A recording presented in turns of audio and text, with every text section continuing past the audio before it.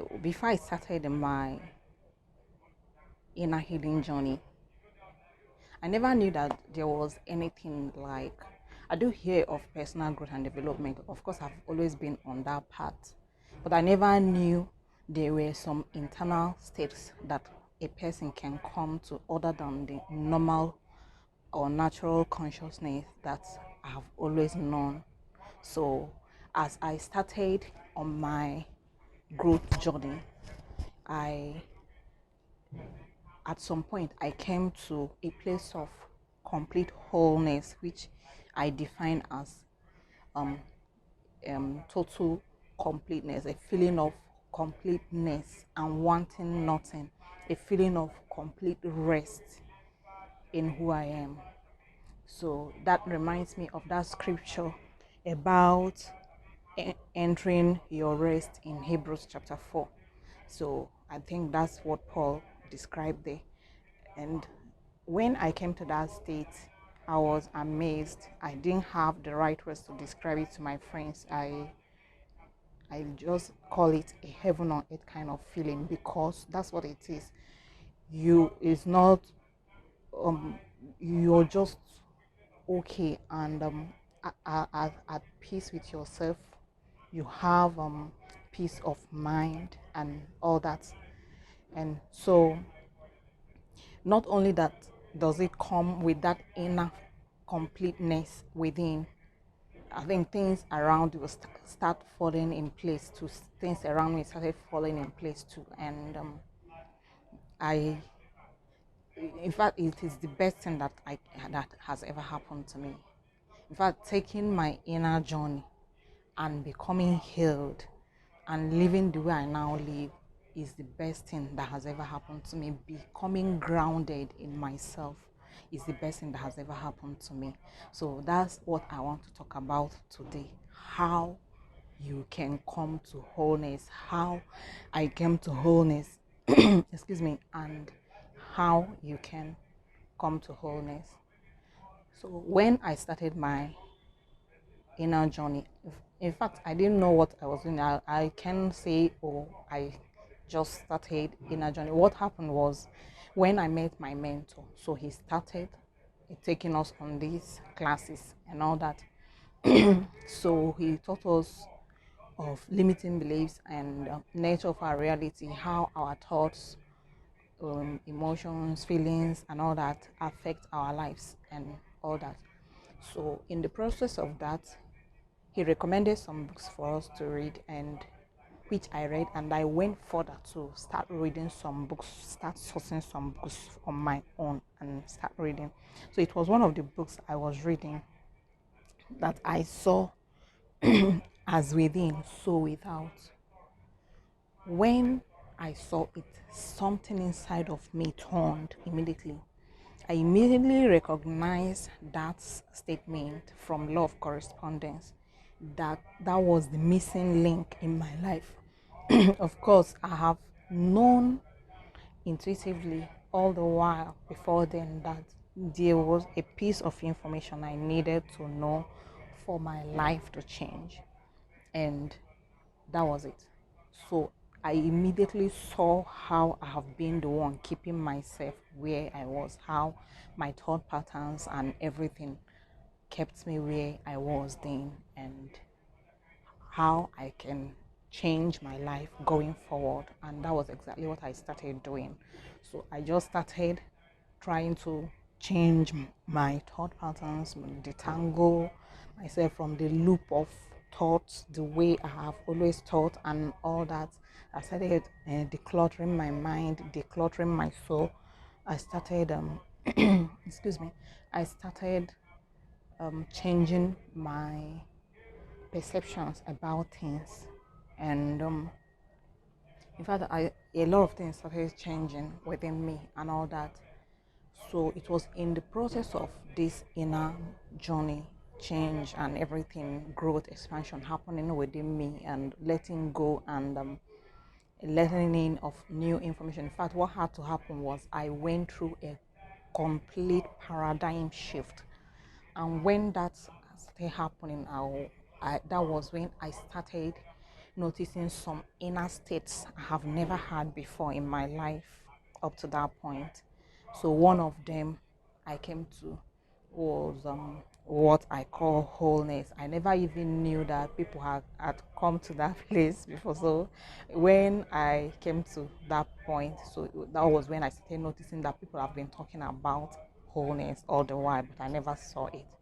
So I I had to now take my mind back to see the steps I took unconsciously then, and how maybe someone can take the steps consciously to change their lives. And when I did that, I came up with a system that I created and which I have been giving to people to apply in their lives, and they um, when I measure their level of growth and all that, it used to be mind blowing. In fact, they can testify that their lives changed while applying those things.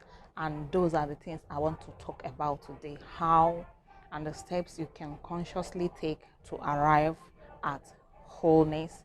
Wholeness is on the other side of the victims consciousness life we live, and unknowingly to us, out of ignorance of course, because when you are more informed you will live better. So what happened is that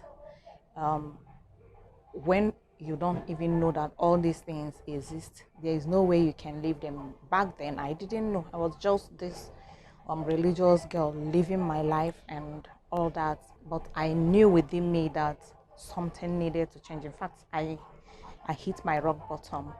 I knew that the way I was living my life, I had to, something has to, in fact I came to the I all the strength to live left me. Not, I wasn't suicidal, but I knew I couldn't live a day longer the way I was living then. Something needed to change. So, and by some synchronistic events, I came to meet my mentor. So I recognize that one of the steps I took and I still take and I used to take before then, though out of just instinctively, was self-reflection. So when I saw that statement, as within, so without, first thing I did was I started engaging on self-reflection. So I would reflect every night when I go to bed, sometimes with journal, sometimes without a journal. So I will record everything I am noticing and all that. So I would record everything I am observing within me and all that. I will write them down to keep myself accountable. So what I need to do and all that, I will also write it down, as sometimes I will intuitively know what to do and all that, so I will write it down. So that was how I continued. Through self-reflection, I started noticing that I've started becoming more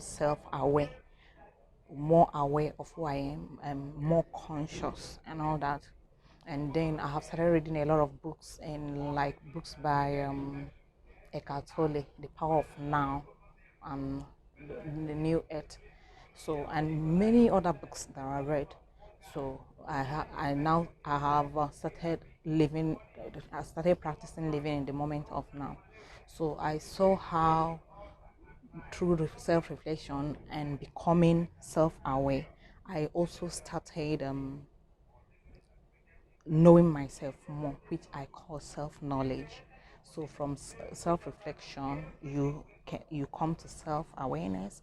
From there, self-knowledge. So as you keep moving through awareness, self-reflection, you are getting to know yourself. So our journey here on earth, to me, is about knowing who we are, about knowing ourselves, who you are and who you are not, so that you can continually let go of who you are not in order to embody fully who you are. So that was what I continued to do.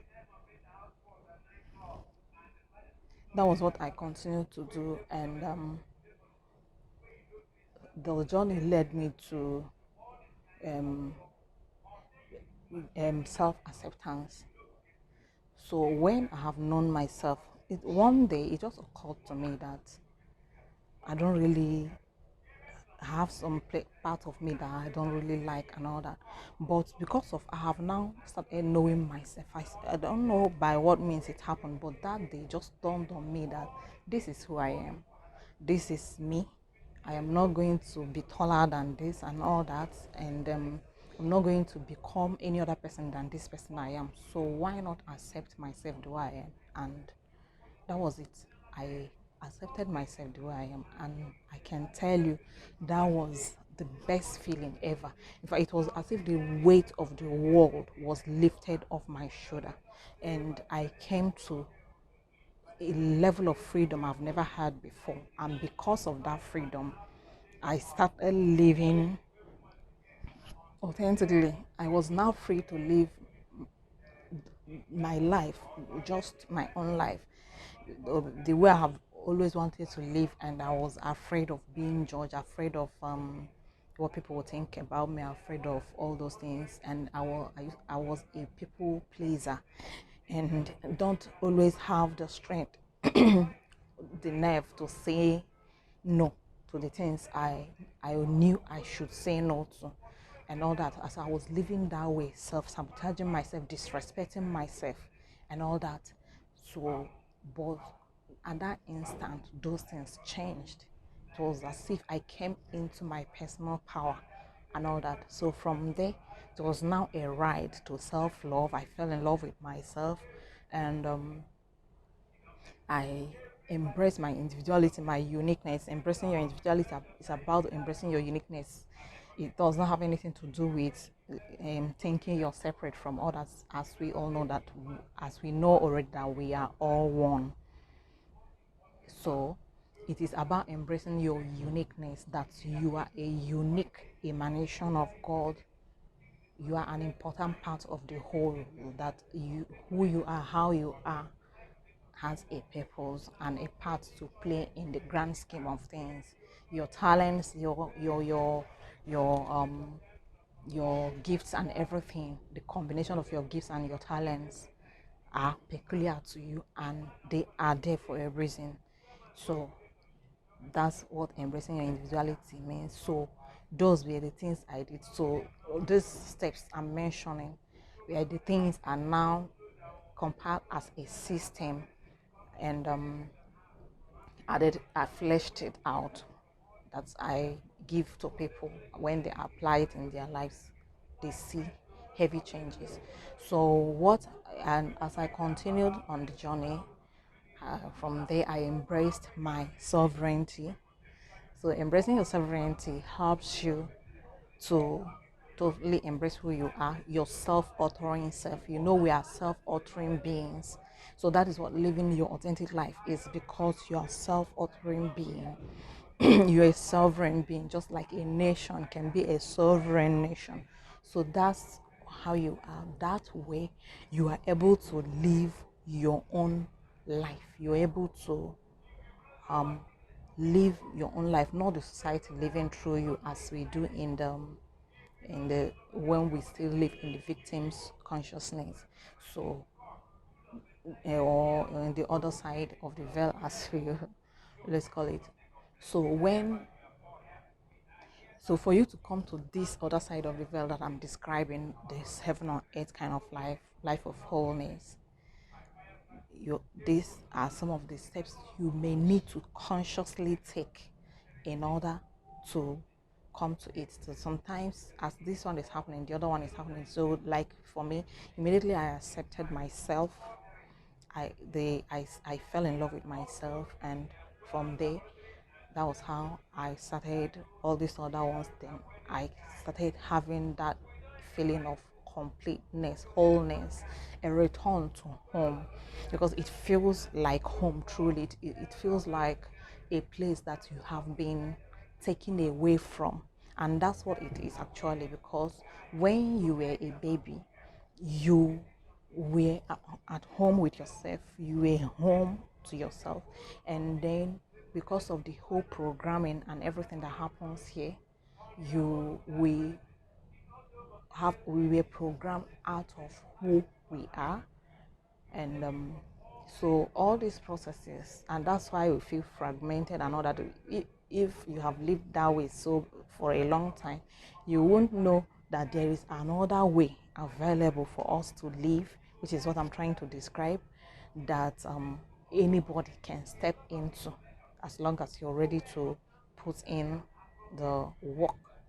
So it can be also called a part of self-discovery, or part of remembering yourself, remembering who you are, remembering and reconnecting to who you are, which is very, very important, which is our spiritual journey, or if you like.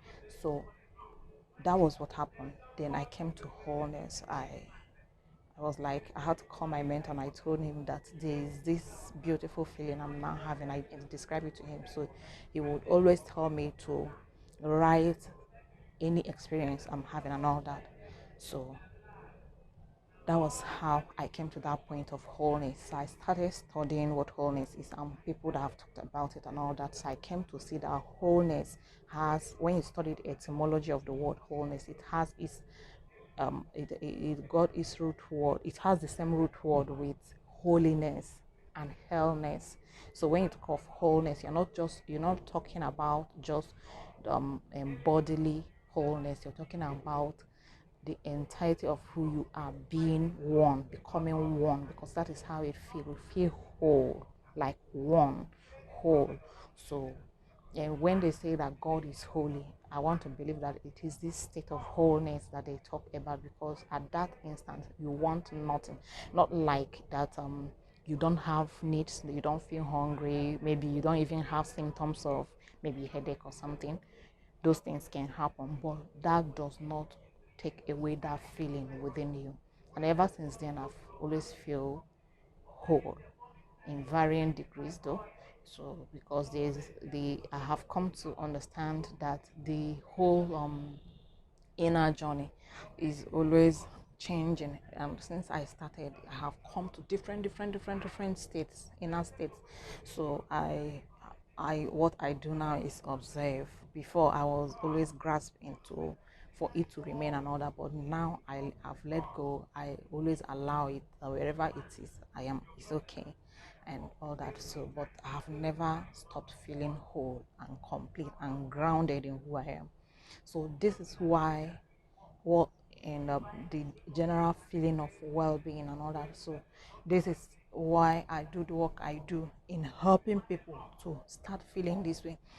So one thing that we don't understand is that the whole feeling of being whole and being at home with yourself, returning home to who you are, which is can be described as knowing who you are, or self-realization, because knowing who you are, which is self-realization, is knowing tangibly, experientially who you are. So when you come to this place, you you would have started knowing who you are, because your authentic self would have started showing itself to you. So your real self would have started showing itself to you. So we are not our bodies, we are not our minds, we are that deeper part of us that has remained constant all through our existence. If you can take your mind back, you will see that how you're feeling now is how you have always felt at any age you have ever been. So that part of us that has remained constant, no matter the age we are at, no matter the size we are at, that's the part I'm talking about, the part that you have to transcend your mind to reach that part. So that's the part that is our real self. So um, that's the part I'm talking about, that you would have started showing you. So that's your authentic self. So what happens is that as you continue to do this, your inner work, to do change things, and clear off your limiting beliefs, do your shadow work, and all that, you will definitely come to these states I mentioned, and you will also come to know who you truly are, which is the main thing why we are here. And when that happens, it is something I would liken to what Jesus said, that seek ye first the kingdom of God, and all these things shall be added on to you. So you have come to that place of being grounded in who you are, and things can easily come to you because it will no longer be the whole stressful or this going after, struggling after things. Things can easily come to you. You move by inspired action. Now I do stuffs, not like I don't do stuffs. I record this, of course I'm recording this video. I do a lot of stuff, but mainly based on inspired actions, and the results are always there. So that is how it works. It has, at least it has worked in my life, and some of my mentees, that's how I am holding their hands as they make their own transition. So that is what I wanted to talk about today. So if you like this kind of information, please drop your comment below, like the video, subscribe to my YouTube channel, and share with your friends. And also, you can follow me on Instagram, Facebook, LinkedIn, and all some of that social media, or Twitter and all that. So that will be all for today, and I do look forward to seeing you in the next video, and have a wonderful day. Bye.